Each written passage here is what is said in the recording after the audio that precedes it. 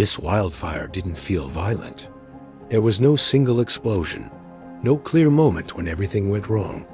That quiet is exactly why it became so dangerous.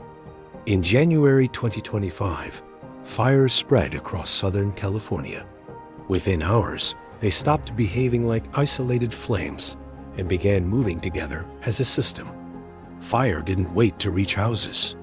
Embers traveled kilometers ahead, igniting neighborhoods before flames arrived.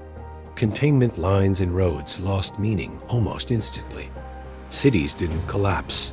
They stayed standing while fire moved through them anyway. Urban design amplified the spread instead of slowing it.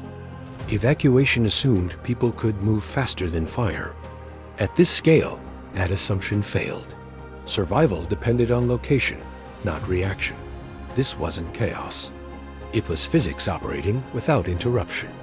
When fire becomes a system, control is no longer a choice.